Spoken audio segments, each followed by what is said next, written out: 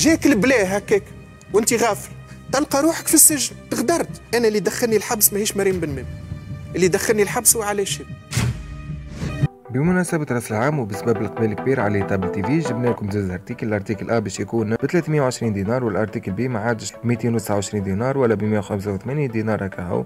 ما عليكم كان تطلبون على رقم 90 175 ألف ولا تتواصلوا معنا على صفحتنا على الفيسبوك اللي باش تلقاوها في أول التعليق. وهكاك نزيد نوريكم الألوان الآخرين الموجودين فيهم لي زارتيكل نتاعنا وانتم تختاروا اللي تحبوا عليه وقضيتكم توصلكم من باب داركم في أقرب وقت. باش نعطيك سكوب هادي. في الحبس جا شكون وقال لي سمير تشكي على شابي. تونس تلعب في كأس العالم السنة في قطر. لاعب دولي معروف في المنتخب التونسي يقعد بالسوايع يحكي مع مروى عيسى حتى ليلة الماتش. الليلة هذيك تصدمت أنا، كلمني بعث لي وقال لي مروى نكمل ماتش غدوة ونكلمك نطمن عليك أكثر. واللاعب هذا هبط يلعب في ماتش أستراليا؟ هبط يلعب في الماتش. فهمنا علاش خسرنا قدام أستراليا.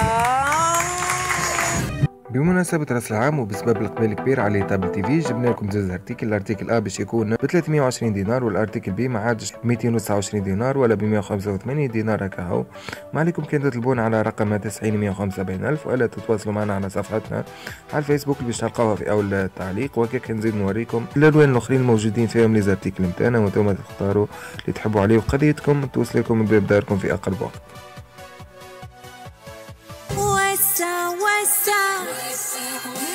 مين اللي جاي يستنى دوره جاي؟ اهلا بالعايز سيبوه انا عايزه حاجه. صابر الربيع يطلع على كرتاج؟ لا يطلع في مهرجان اخر. لطفي بوشني؟ لا ولا فاخت؟ كيف انا قلت لك كيف مريم بن ميمي قالت طلب مني السماح. اعتذار اخلاقي انتهى غادي، ما نقعدوش حياتنا كامله نعتذروا. شوف اللغه قديش هابطه، شوف الاستعلاء اللي تتكلم به. امي، الفرق بين امي وامه. انا امي تالف في قصص الاطفال في الدار وتقرا في المجلات، وانا سوا ديزون انا امي تحمي في الطابونه ويشرفني هذا. ساعه انا امي يؤسفني انه تحكي عليها السيده هذه. انا وصلت امي باش تحكي عليها، عملت لي 20 انترفيو فيهم ثلب وفيهم قذف، واليوم نجم نشكي به. سوار الزيتوني، انت بنت الحارس السابق للمنتخب الوطني ابو بكر الزيتوني. صحيح. لما قلت له انا نحب نعمل الفن بالعكس فخور بيا برشا. كي تقول ما عنديش منافسات ما عنديش معناتها في قطر انت الرقم واحد تو.